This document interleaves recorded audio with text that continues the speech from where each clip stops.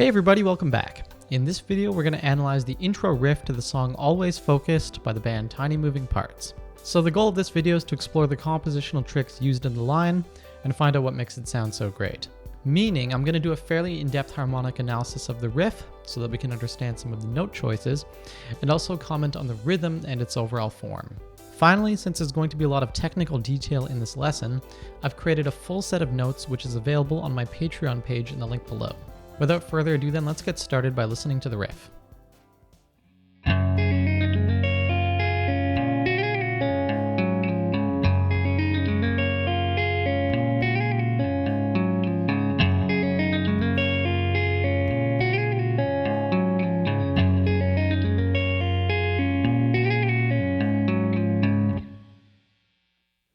Okay, so this riff is written in D flat major, and its harmony centers around the 4 chord, which is G flat. And the reason it's in D flat major, even though we're tuned to D, A, E, A, C sharp, E, is because we have a capo on the 4th fret, which changes the tonality. Anyways, this riff uses pitch content from the D flat major scale and also the G flat major pentatonic scale. Moreover, there are 4 distinct harmonic events, and each is grouped into 2-beat cells. So this first event occurs in the first 2 beats of the first measure, and here we have a line which uses the chord tones of a G flat 6/9 chord. In context, G flat is the 4 chord of D flat, and the riff sounds like this. Also, the harmony here is essentially comprised of all of the tones of a G flat major pentatonic scale. That's G flat, A flat, B flat, D flat, and E flat, and if you really listen to it, it's unmistakably pentatonic sounding. Also, one cool detail in the first event is the repeated E flat note, which is played in 2 different spots on the guitar. We have a timbre shift here, which makes the same pitch sound different. So that's these 2 notes right there, like that spot, E flat and E flat.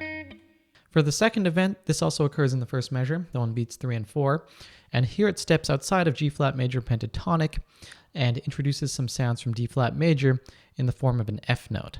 Specifically, in beats 3 and 4, we have an arpeggiated D flat major triad, and because it's played with tapping, we get an unusual melodic shape that leaps from the root down to the 3rd, up to the 5th, and then down to the root of the chord again. For the third harmonic event, this occurs at measure 2, beats 1 and 2, and here we see a return to the pitch content from G flat major pentatonic. And the chord here is again a G flat major chord, but with an added 9, so that's the sound right there. However, we hear the 3rd in the bass, which creates some nice contrast from the first presentation of this chord. So this note right here is a B flat, which is the 3rd of a G flat major chord. For the last harmonic event, this occurs at measure 2, beats 3 and 4, and the riff concludes with pitch content from D flat major, reintroducing an F note. And the overall sound here is a G flat major 9 chord with an A flat in the bass. So that's this part.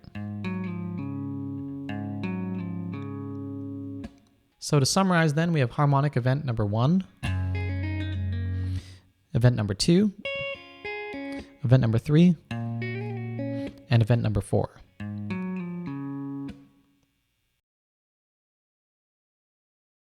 Looking at the compositional tricks, first off, there's a pretty clear moving bass line which goes from 4 to 6 and then 5. And because it ends on 5, this sets up some nice emotional tension, though this is eventually resolved to a D flat. Also, looking at the 3rd chord again, even though this chord is a G flat, because it's inverted, we're able to put B flat here, which is the 6th of the key, into the bass. And this is nice as it adds some additional melodic tension since we have a note that is coming from beyond just the major scale degrees. As a general point, if you want to write a nice melodic bass line, you probably want to move beyond just the root, the 4th, and the 5th of the key. So in this case, 6 is a nice little addition to that.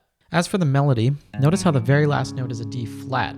Part of what makes this line sound so good is that it resolves at the end, so always try and resolve your ideas, guys. For the 3rd point, I think there's something really interesting about the chord choices, in that the 7th is omitted from basically all of them except for the last chord. As a personal opinion, one thing that I tend to notice in a lot of these alternate tuning lines that involve 7ths is that the 7th degree is overly used in some of the chords, which creates a little bit too much tension. So what's cool about this riff is the 7th is saved for the last chord.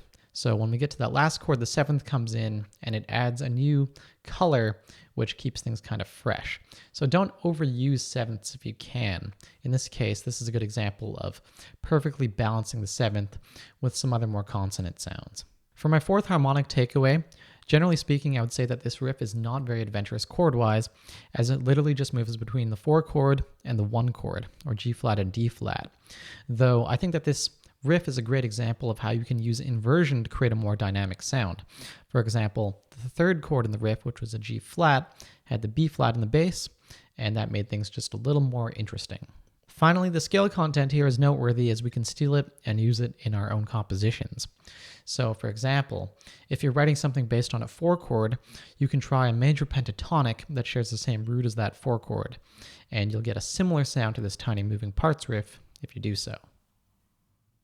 An important aspect as to why this riff sounds great is due to rhythm, and the rhythm here is very much situated within 4/4, and it does a great job of articulating the pulse through shifts in durations at very key points in the meter. For example, this rhythm clearly articulates the beat by highlighting beat number 3 in both measures. Beat number 3 is the downbeat.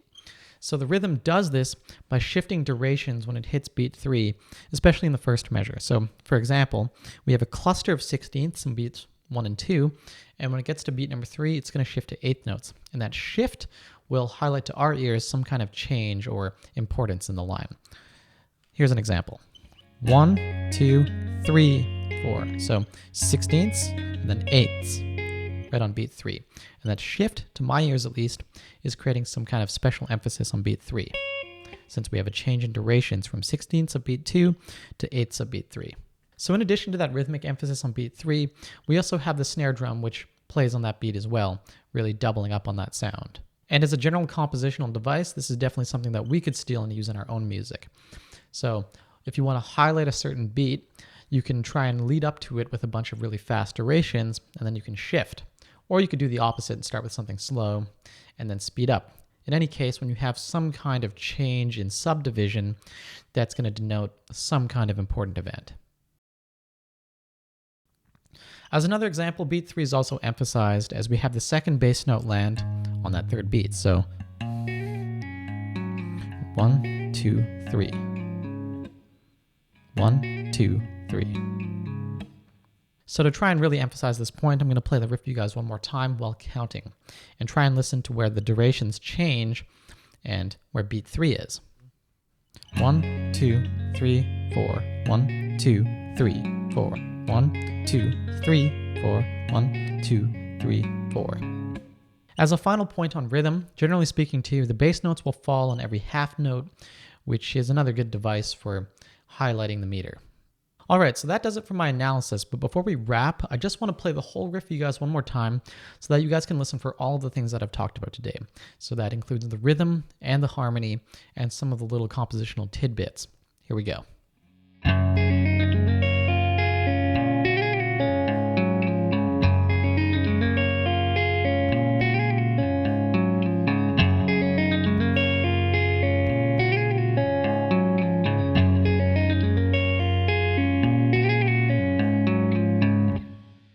Alright folks, so there you have it. If you like this video, then please make sure to like, share, and subscribe as I put out a new video every single week.